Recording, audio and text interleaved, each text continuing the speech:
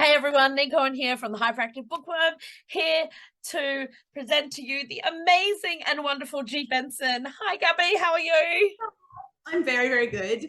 If I sound a bit weird, I'm recovering from a cold, so I apologize to everybody for my whatever is going on here. We are today talking about, oh, of course, and now it's not going to show it. Can we see it?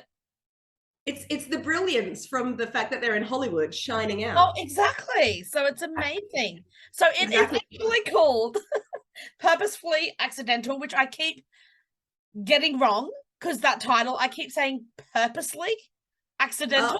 I enjoy that more. Please keep saying that. Yeah. And this book is absolutely amazing. Oh, thank you. I absolutely loved it. I remember you talking on social media about how the word count just kept blowing out and blowing out. And I kept expecting it to be like, oh, wow, I better start this early because it's going to take. It was not. It was like so quick to read because I just had to know. And it was so well written. So kudos.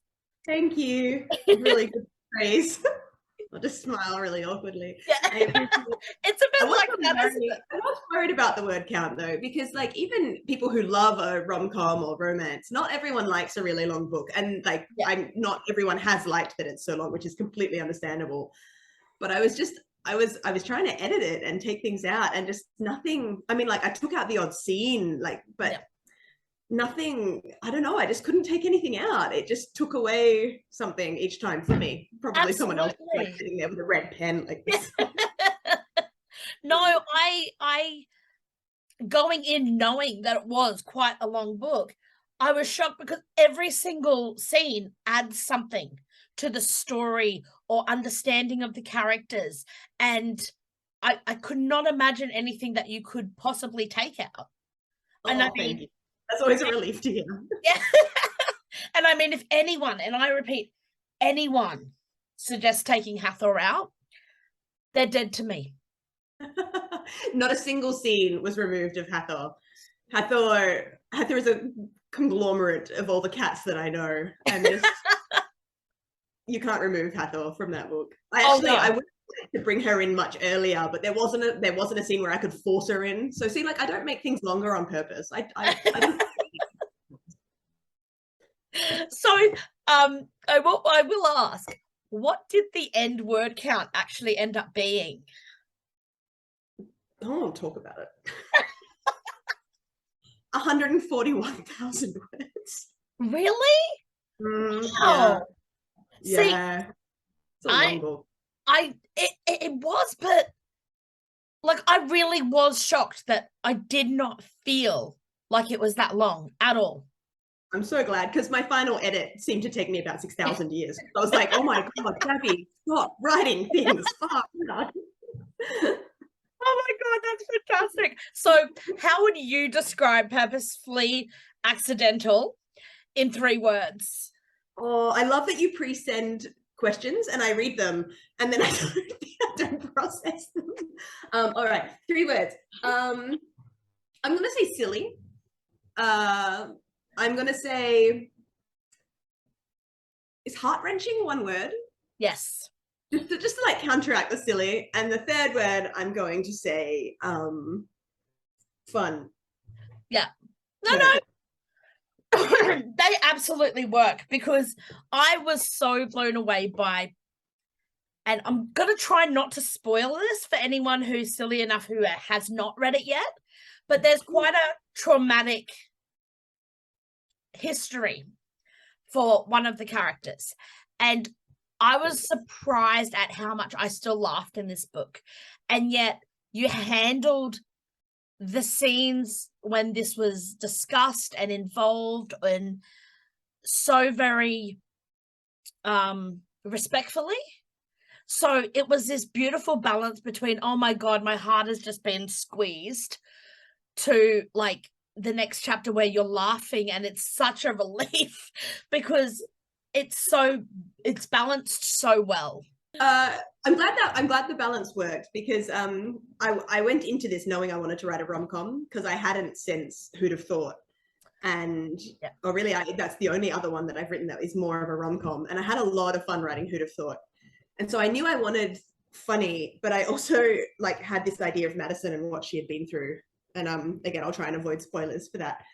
And like trying to figure out how to balance that was, or if it could balance, I didn't want anyone who had been through something similar to feel like I was trying to take away from their experience either. But like anytime that I've experienced something that has come close to what she went through, because I haven't been through exactly what she's went through,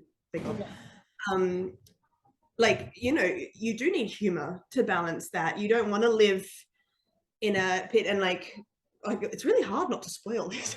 But you do. We can, like, I can just do a spoiler warning at the start for people. All right. Cool. Yeah, I think also a lot of reviews anyway. So Madison, like losing her wife and living and you know experiencing the grief. Like whenever I've gone through grief, which is a process that never really ends anyway, is like those moments where you are the peak of the grief and then suddenly laughing. It's what you said, it's a relief. You need it. And as the reader, I think the reader needed it, but also for Madison, like you need to laugh to get it out.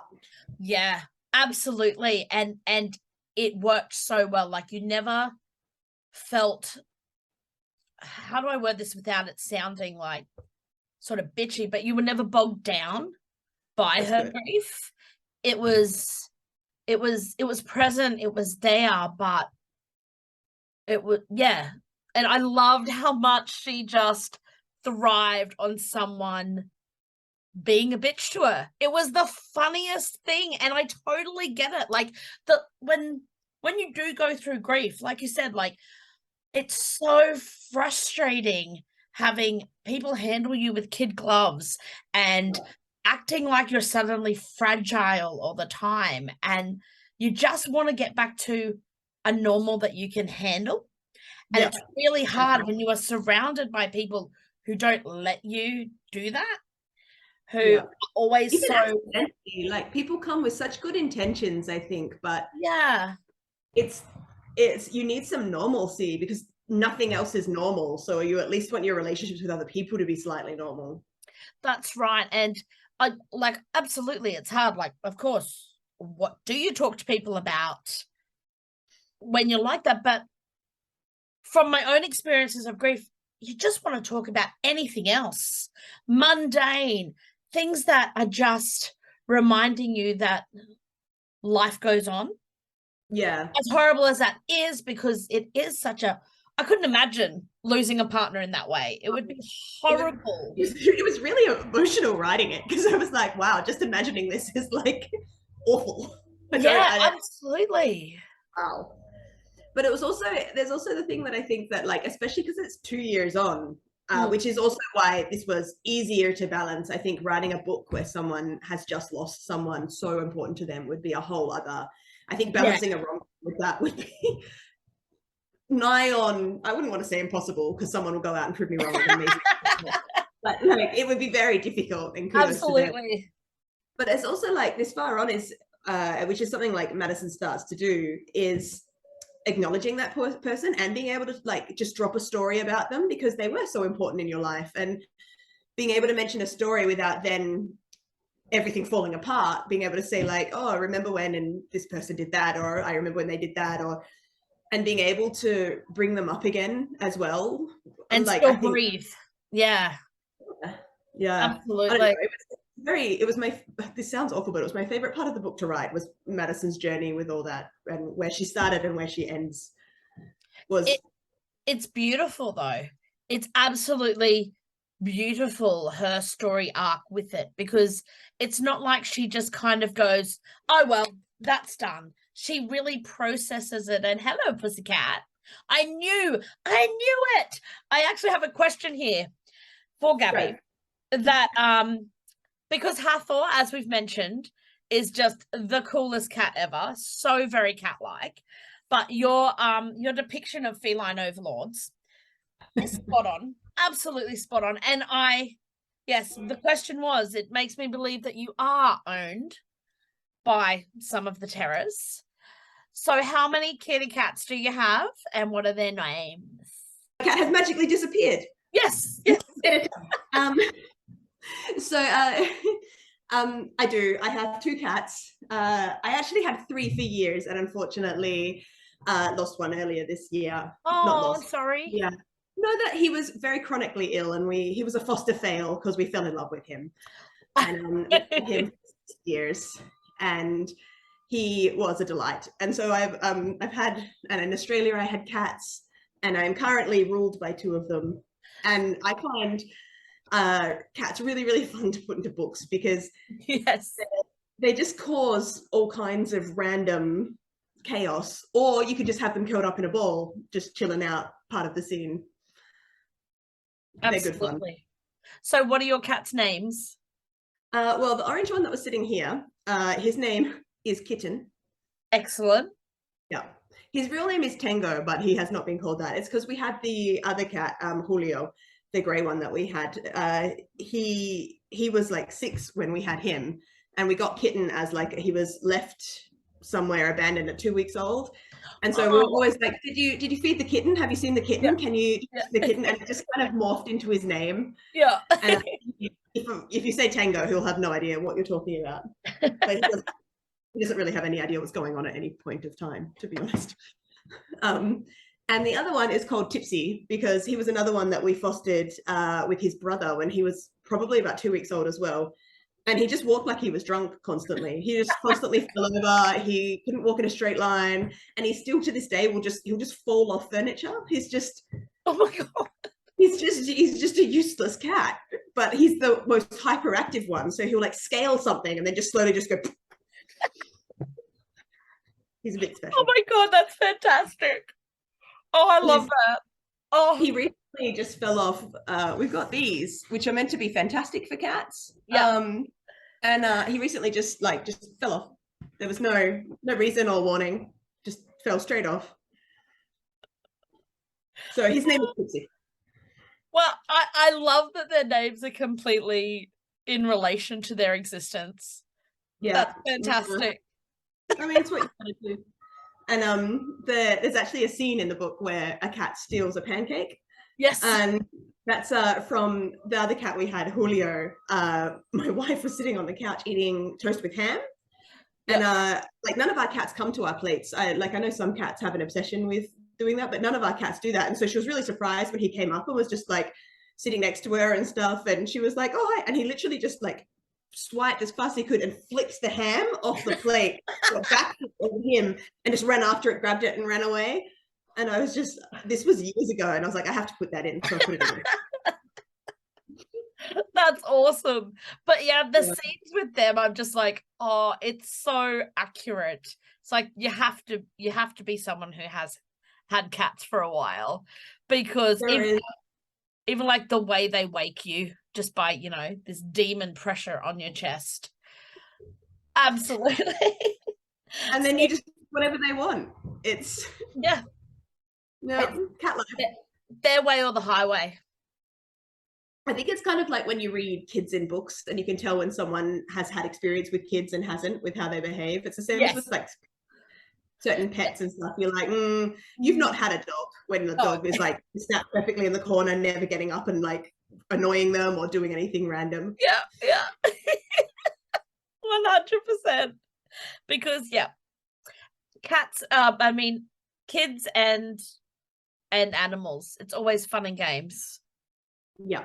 And random, just so random. Yeah. You're like, what the hell just happened? It's always fun when you're like sitting there and all of a sudden one of them just like jumps up and like, what happened? What just inspired this absolute psychotic just explosion? Yeah, I was sitting on the bed one day and my cat just walked in, happy as can be, middle of the day, stopped, turned and stared really eerily at a corner of the room, puffed up, hissed, and left. And I was just left sitting on the bed like, what the fuck is there? What has he seen? I have no idea to this day, but I swear now that corner is haunted. I was like, I got up and left the room. I was so uncomfortable. Dimensional portal had opened. Yeah. I don't want to know what they see. No. Thank you. No, that's terrifying. All right, so you, my darling, are an Aussie living in Spain. Yeah. What's the best thing about being over there? Oh, there's lots of good things about Spain. I think my favorite thing about Spain is the schedule, that the very Mediterranean Spanish schedule that people live. Judging from your facial expression, I'm not sure if you know what I mean by that. No. Um, it's a lot.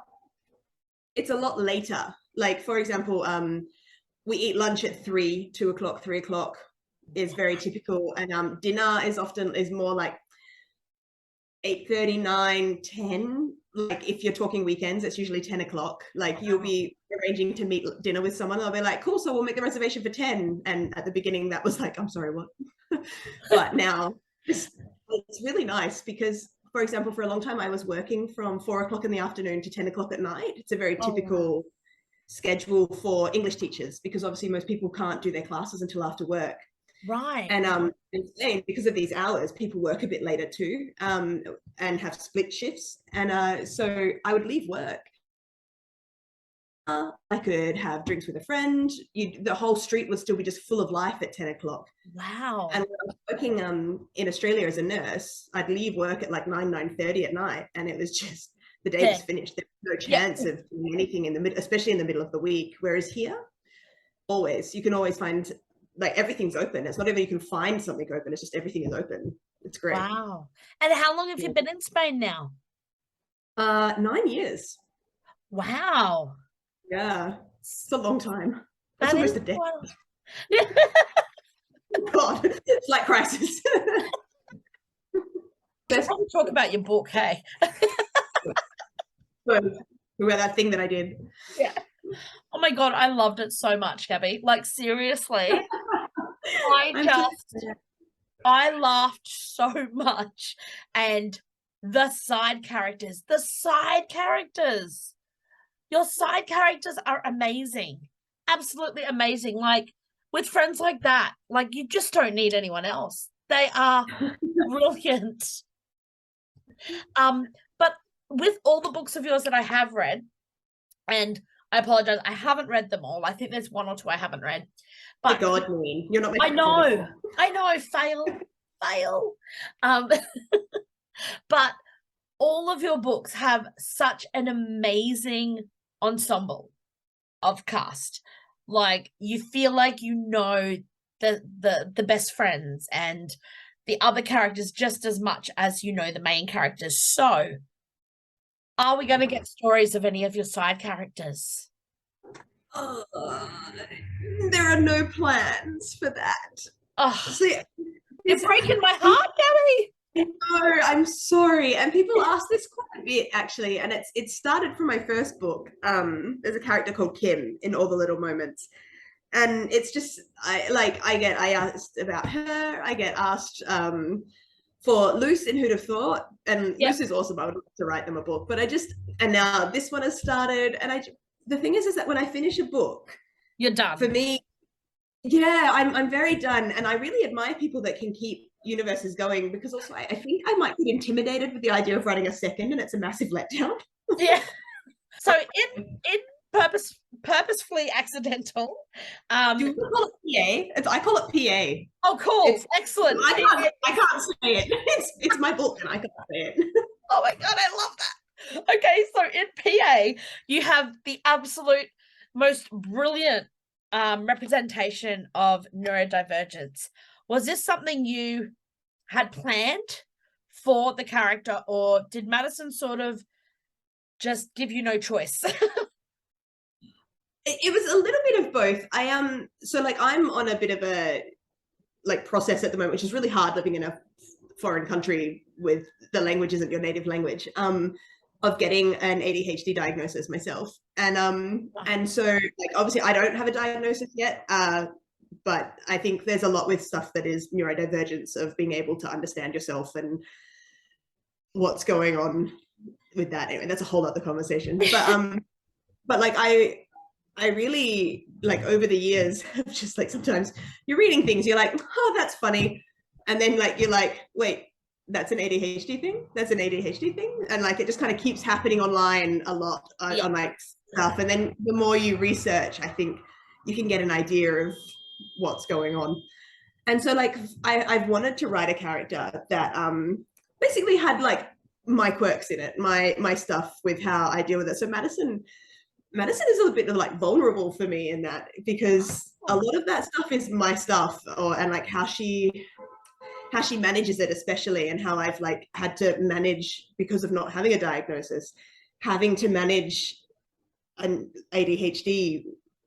And like, you know, I went to uni and I could get good grades sometimes, and other times I really couldn't. It was just so up and down and so sporadic. And I don't know, the way you learn to manage it, and putting that into Madison was like accidental in a way. And then, even though I'd always wanted to write one, I hadn't planned it to be medicine. And then as it went on, I was like, oh, it's happening. Madison's got all that. And I just kind of kept going. Oh, I think that's fantastic and so brave. Especially when you're going through with it as well. It's making yourself very vulnerable. And to me, that's one of the bravest things in the world. I also am blown away. And what I love so much about Madison is there's a lot of neurodiverse representation that I've read. And I'm not saying it's a bad thing, but it's a lot that I have read, and I haven't read more because I'm sure there's more out there, but it always seems to be that the neurodiverse character is not very considered high-powered in a work sort of position. And I loved that Madison is a doctor. She's, you know, one of these classic, you know, high-powered jobs, or a job that, you know, oh, wow, they're a doctor. Okay, you can marry them, or that type of thing. And I love that it didn't stop her.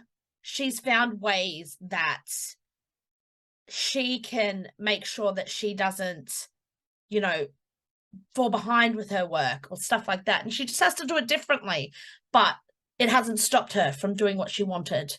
And I love that so much. Well, yeah, I like bouncing off of that. Like, I really also wanted to show that, like, you know, not all doctors are the top 5 of their class. Yeah. Like it doesn't exist anyway, whether or not neurodiverse or not. Like it's this, and it's, you know, it's really fun to write that. Like, I've written that of, you know, I was the top of the class. It's a fun character, and they exist obviously, because someone is always top of the class. Yeah. But like, the fact is that like you can be really, really, really, really fucking good at your job, but have not done exams and everything that led there well, and also like sometimes have done them very, very badly, because it's not the element of a job. And so like tying that in with Madison, I thought worked quite well, because it's like, for my personal experience, it's very hard to maintain a very good grade level when you're dealing with ADHD. But it doesn't mean you're going to be a bad doctor. No, or bad at absolutely. what you're doing. And she worked her ass off. Yeah, and it taps into this whole idea that there is only one type of intelligence, which society gets very wrapped up in, very narrow viewed, sort of tunnel vision with it. And I love that this breaks away from that. I mean, her patients love her. She is amazing at her job. She is brilliant. That doesn't mean she got all the A's on the tests, because that's one way of testing somebody, and it just breaks that sort of mold. And I love that about your books. You break the molds, and oh, it's delicious. Thank you. Well, it gets boring that so many things are done in the same way, and like looking at like exams as the measure of intelligence. Like, they're not a measure of all intelligence. They're a measure of one type of, usually, memorization. Yeah. So, memorization. Yeah, I think so. It is now. And is it? I Spanglish a lot of stuff now, and I kind of don't know what's English or Spanish, or not, neither. But like I think that like Spain is like this, and Australia is too, and there's a lot of focus on exams. And the fact is that there are people that don't get into jobs that would be really, really good at those jobs, purely because they don't exam well. Yeah. Like, and so I don't know, it's fun writing stuff like that, because that's life too. Like, I've worked in hospital systems, and I've worked with people who had no organizational skills, but were really, really freaking good doctors. Yeah. Like, or nurses, or any job. Like, I don't know, it's fun to write because they're people. Yeah, I absolutely love it, because it is real. And that's one of the best things about your books. They are very real. Even freaking Dead Les Walking, the characters were so real, and the reactions to something so like, what the like, they're real people. I've had more fun writing a book than I had writing that. Oh, I loved it. It was so much fun. It was the most absurd writing journey I've ever gone on. I just had so much fun. Yay. Oh, it was great. I loved it. I had to quickly get out. It's somewhere back there. I had to quickly get out and get the paperback copy. So during all this time, have you been able to do any reading? Not a lot, to be honest. I every time I try to read at the moment, I fall asleep. And it's not a reflection on the book. It's just my brain is like, yay. What have I'm sure I've read something decent. Do you know what? I've been doing a lot of rereading because I find that easier. When I can't pay much attention, I find it easier to reread stuff because my brain doesn't freak out because it knows what's coming. Yeah, if that makes you haven't got new content to try and process. Yeah. Oh wait, I have read something that I read recently. I never have hardcovers, so this is fun. And would you recommend these books, I'm guessing? Yes. Excellent. No. So here are some books I hated. No. This is called The House in the Cerulean Sea. Oh, I've seen that. It's actually really good. My wife grabbed it for me for Christmas, and it took me until like June to read it because that's what I do. And it's a little bit fantastical, like it's got fantasy elements in it, and it's about a guy who works for a government agency overseeing orphanages for children that are magical or special or something going on.